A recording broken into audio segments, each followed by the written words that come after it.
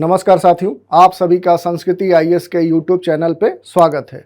आज हम अपने इस एपिसोड में बात करने वाले हैं इस वर्ष यानी वर्ष 2024 का जो पहला सूर्य ग्रहण जो कि 8 अप्रैल 2024 को होने वाला है, उसी के बारे में हम आज चर्चा करेंगे कि आखिर ये सुर्खियों में क्यों बना हुआ है। वैश्विक स्तर पे या अगर हम बात करें तो भारत या अपने देश के इसरो के लिए ये सूर्य ग्रहण क्यों खास बना हुआ है, तो यही आज हमारे चर्चा का विषय है। और इससे जुड़े हुए जो भी पहलू होंगे, जो पक्ष होंगे, उनके बारे में भी हम आज संक्षिप्त रूप से चर्चा करेंगे। तो बढ़ते हैं चर्चा में। सबसे पहले देख लेते हैं कि आखिर ये न्यूज में क्यों बना हुआ है। तो जो पहली बात है कि ये जो सूर्य ग्रहण है ये कब होने जा रहा है, तो ये इसी वर्ष के यानी वर्ष 2024 के 8 अप्रैल को ये खगोलीय घटना घटित होने वाली है। और इसी के साथ अगर हम बात करें तो ये अपने देश का जो सूर्य के अध्ययन के लिए, सन के स्टडी के लिए जो आदित्य L1 जो छोड़ा गया था, उसके लिए भी ये सूर्य ग्रहण खास है। क्यों खास है? तो जो आदित्य L1 है ये क्या करेगा, प्राकृतिक रूप से सूर्य ग्रहण का अध्ययन करेगा। यानी क्या है कि आदित्य L1 को एक मौका मिल रहा है कि प्राकृतिक रूप से सूर्य का ये स्टडी करे। इस कारण से ये चर्चाओं में बना हुआ है।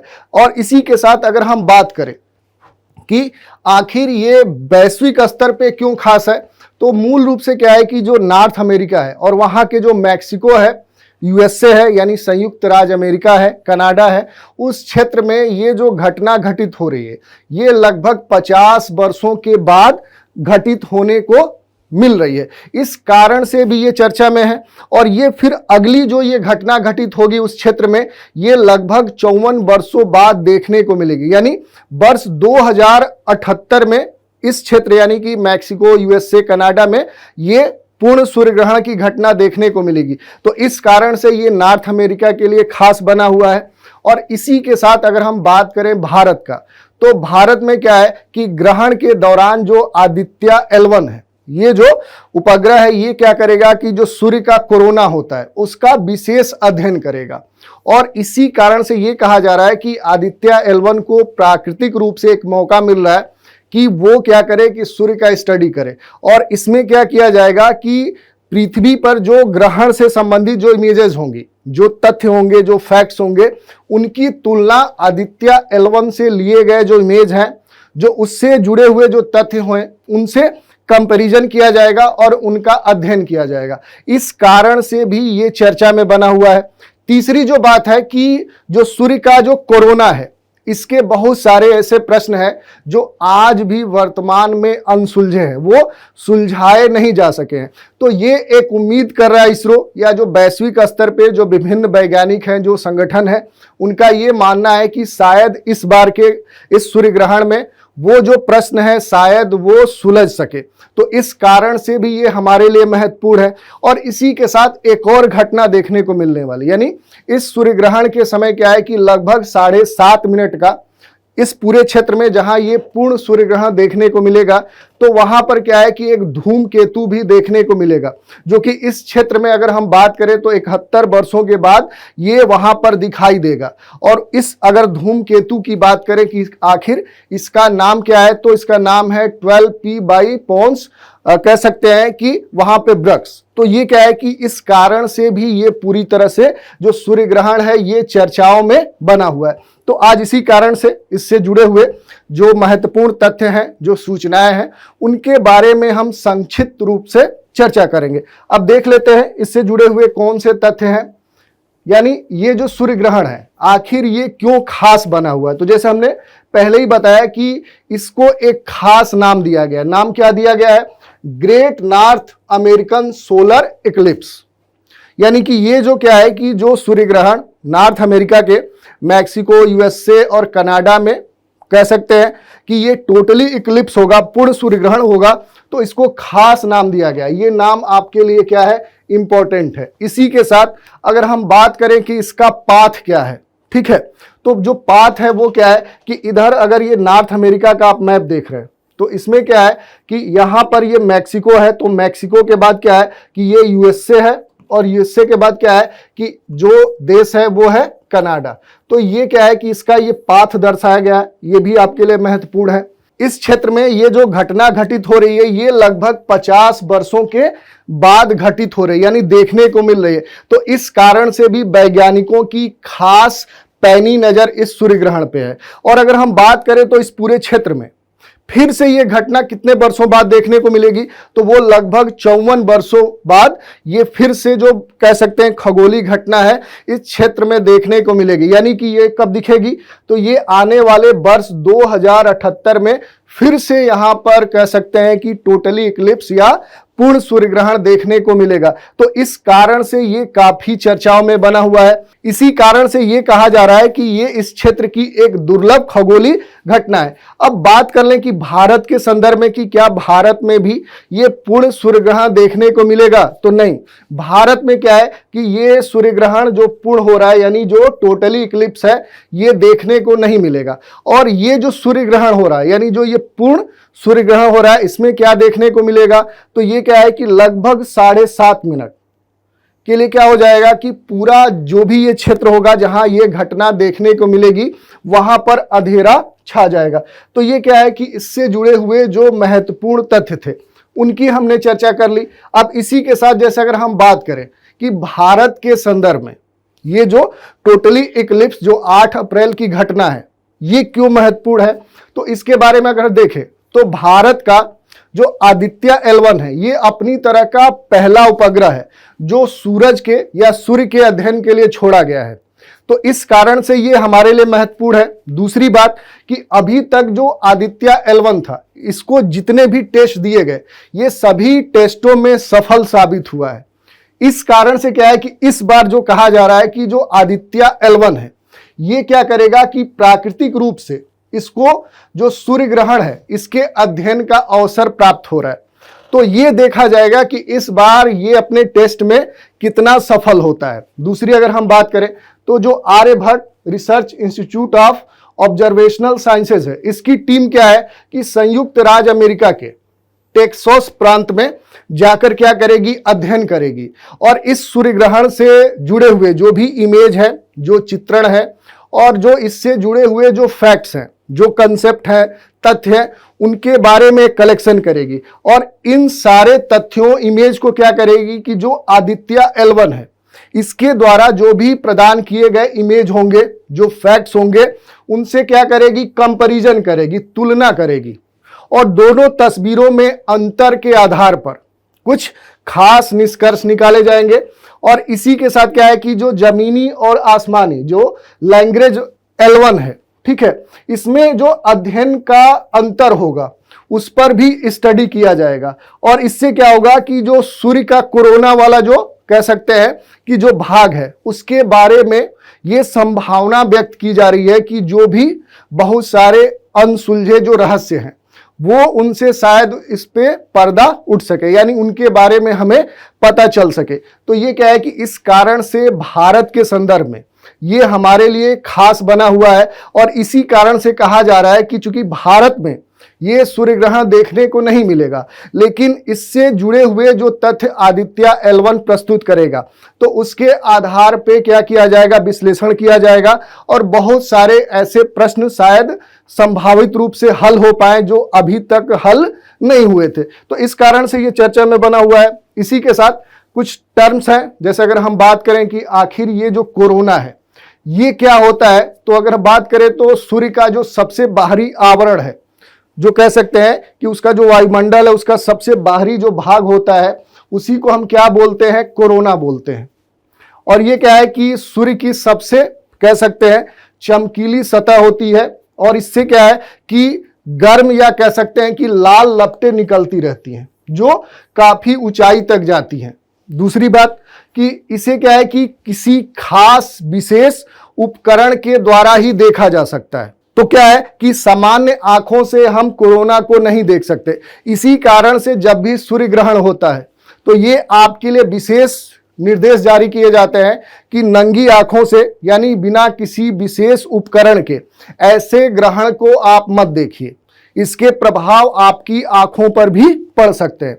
दूसरी बात अगर हम करें कि जो ये कोरोना है ये क्या है कि सामान्य स्थिति में, यानी जो ग्रहण के अन्य स्थितियां हैं जिसमें आंशिक रूप से या जो वलयाकार सूर्य ग्रहण होता है, उसमें सामान्य तौर पे ये देखने को हमें नहीं मिलता है। ये पूरी तरह से क्या है कि जब टोटली इक्लिप्स होता है, यानी पूर्ण सूर्य ग्रहण होता है, उसी स्थिति में हमें क्या है देखने को मिलता है। तो इस कारण से भी क्या है कि ये महत्वपूर्ण है। अब इसी में क्या है कि ये क्या है कि आपको सूर्य का इमेज दिया गया है, और अगर हम बात करें कि जो सूर्य है इसको क्या है कि मूल रूप से 3 परतों के आधार पे बांटा जाता है। यानी कि क्या है कि जो सूर्य का केंद्र है, ये क्या है कि जो सूर्य का कोर है, इससे अगर धरातल की तरफ आप जाएंगे तो इसके 3 भाग किए जाते हैं। सबसे जो इनर पार्ट होता है जिसको कोर या केंद्र बोलते हैं, इसका तापमान काफी अधिक होता है। यहीं पे अगर हम बात करें तो क्या है कि जो हाइड्रोजन से हीलियम और ऊर्जा यहां से निष्कासित होती है, और ये मूल रूप से क्या है कि इसका जो व्यास है वो काफी अधिक होता है। टेम्परेचर अगर हम बात करें तो ये 15 मिलियन डिग्री सेंटीग्रेड से भी क्या होता है अधिक होता है। और इसके जो बाहर का क्षेत्र होता है उसको हम बोलते हैं कि रेडिएटिव जोन, ठीक है, यानी कि विकिरण जो मेखला होती है।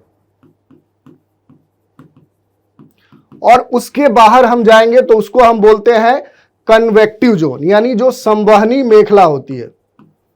तो ये भी आपको जानना होगा। और इसी के साथ क्या है कि इसका वर्गीकरण अन्य आधार पे भी किया जाता है कि सूर्य के धरातल से, यानी जो सबसे बाहरी वाला भाग है, उसके बाहर या उसके ऊपर का जो मंडल है उसको 3 भागों में बांटा जाता है। उसको क्या बोला जाता है? पहले को बोला जाता है फोटोस्फीयर, ठीक है, जो सबसे बाहर होता है उसको बोला जाता है प्रकाश मंडल, फोटोस्फीयर। और उसके बाहर का जो मंडल होता है उसको बोला जाता है वर्ण मंडल, ठीक है, क्रोमोस्फीयर, वर्ण मंडल।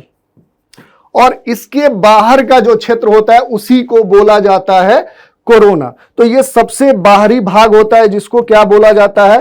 कोरोना। तो इस तरह से क्या है कि हम देख सकते हैं कि जो सूर्य है इसके अलग अलग जो पार्ट हैं जिनके नाम दिए गए हैं उनकी अपनी विशेषताएं हैं। तो ये भी आपके लिए महत्वपूर्ण है। और इसी के साथ एक पॉइंट और आता है, जैसे आदित्य L1 रखा गया है, तो जो L1 है ये खास पोजीशन या किसी स्थान को दर्शाता है।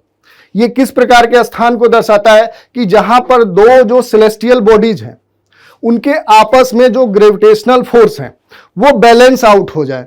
तो इस प्रकार के क्या है कि सूर्य और पृथ्वी के बीच में ऐसे 5 पॉइंट्स अभी तक क्या है खोजे गए हैं। उन्हीं में से क्या है कि जो आदित्य है, ये जो L1 पॉइंट है वहीं पर ये स्थापित किया गया है। और ये ऐसे पॉइंट होते हैं जहां पर यदि हम किसी भी इस तरह के बॉडी को स्थापित करते हैं तो वहां वो संचालित होने में उसको किसी भी विरोध का सामना नहीं करना पड़ता है। और इस कारण से क्या है कि ऊर्जा की खपत कम होती है। और साथ ही क्या है कि ये ऑब्जर्वेशन करने में जो भी उसके आसपास, जैसे जो आदित्य L1 है ये पृथ्वी के साथ सूर्य का भी ऑब्जर्वेशन कर सकता है। तो इस दृष्टिकोण से भी ये क्या होता है? महत्वपूर्ण होता है। तो इसी के बारे में ये दिया गया है जो महत्वपूर्ण बिंदु हैं। अब हम देख लेते हैं कि कैसे होता है सूर्य ग्रहण। आखिर ये जो इक्लिप्स है ये कैसे होता है? तो मूल रूप से क्या है कि जैसे आप जानते हैं कि ये सन है और ये अर्थ है, पृथ्वी है। जब इनके बीच में मून यानी चंद्रमा आ जाता है तो क्या है कि सूर्य का जो प्रकाश है वो पृथ्वी पर पूरी तरह से नहीं पड़ता है, यानी ये क्या करता है, ये ढक लेता है। तो पृथ्वी पे क्या है कि छाया आ जाती है, उसी को हम क्या बोलते हैं? इक्लिप्स या सूर्य ग्रहण बोलते हैं। तो ये हमने देख लिया। इसी के साथ अगर इसके टाइप्स की बात करें कि आखिर जो सूर्य ग्रहण है इसके कितने प्रकार होते हैं, तो मूल रूप से इसके 3 प्रकार होते हैं। जब क्या हो कि सिर्फ कुछ ही भाग पृथ्वी का कह सकें कि चंद्रमा ढक ले तो उसको हम बोलते हैं कि वो क्या है कि वो आंशिक सूर्य ग्रहण है। यानी कि सूर्य का जो प्रकाश है वो क्या है, उसका कुछ भाग चंद्रमा ढक ले, यानी पृथ्वी पर एक सीमित स्तर पे छाया उत्पन्न हो, तो उसको हम क्या बोलेंगे कि वो पार्शियल क्या है, इक्लिप्स है। दूसरा जो होता है उसको हम बोलते हैं एनुलर इक्लिप्स, यानी इसमें क्या होता है कि जब चंद्रमा पृथ्वी के अधिक दूर हो, यानी डिस्टेंस क्या हो, पृथ्वी और मून में अधिक हो। इस स्थिति में क्या है कि जब सूर्य और चंद्रमा के बीच में ये स्थापित हो जाए, आ जाए चंद्रमा, तो क्या होता है कि चंद्रमा सूर्य के केवल मध्य भाग को ही ढकता है। तो इस स्थिति में जो सूर्य ग्रहण लगता है उसको हम क्या बोलते हैं, तो वो वलयाकार सूर्य ग्रहण होता है। जो तीसरा सूर्य ग्रहण है वो क्या है, वो है पूर्ण सूर्य ग्रहण, यानी जो टोटल इक्लिप्स होता है। ये क्या है कि मूल रूप से एक दुर्लभ खगोलीय घटना है जो काफी समय के अंतराल के बाद सामान्य तौर पे देखने को मिलता है। जैसे अगर उदाहरण की बात करें तो जो मैक्सिको, यूएसए, कनाडा है, यहाँ पर लगभग ये जो घटना है ये 50 वर्षों के बाद देखने को मिल रही है। और यही नहीं, ये 8 अप्रैल के बाद फिर से ये जो घटना है इस क्षेत्र में लगभग 54 वर्षों के बाद देखने को मिलेगी। इसी कारण से इसको क्या कहा जाता है कि ये एक दुर्लभ खगोलीय घटना है। दूसरी बात कि इसमें क्या होता है कि जो चंद्रमा है वो पृथ्वी को पूरी तरह से ढक लेता है, यानी जो सूर्य का प्रकाश है वो पृथ्वी पर नहीं पड़ पाता है और कुछ समय के लिए पृथ्वी पर अंधेरा छा जाता है। जैसे ये बोला जा रहा है कि जहां पर ये पूर्ण सूर्य ग्रहण देखने को मिलेगा वहां पर लगभग 7.5 मिनट का अंधेरा छा जाएगा। तो ये क्या है कि ये हमने देख लिया कि जो तीसरा था जो टोटल इक्लिप्स, तो ये हमने आज की चर्चा देख ली। इसी पर एक प्रश्न ले लेते हैं। प्रश्न क्या कह रहा है कि सूर्य ग्रहण के बारे में निम्नलिखित कथनों पर विचार कीजिए। पहला कथन है, इस घटना में सूर्य और चंद्रमा के बीच में पृथ्वी की स्थिति होती है, यानी सूर्य और चंद्रमा के बीच में पृथ्वी आ जाती है। यह कथन सही है या गलत, यह आपको चेक करना है। दूसरा कथन, पूर्ण सूर्य ग्रहण में सूर्य पूरी तरह से क्या हो जाता है, ढक जाता है। यानी क्या कहने का मतलब क्या है कि जो चंद्रमा है वो पृथ्वी को पूरी तरह से ढक लेता है, यानी जो सूर्य का प्रकाश है वो पृथ्वी पर नहीं पहुंच पाता है और पृथ्वी पर अंधेरा छा जाता है। ये 2 कथन दिए गए हैं और ये कहा जा रहा है कि उपर्युक्त कथनों में से कौन सा से सही है। विकल्प दिए गए हैं, केवल 1 कथन, बी विकल्प है केवल 2 कथन, सी विकल्प है 1 और 2 दोनों कथन, और डी है न तो 1 और न ही 2।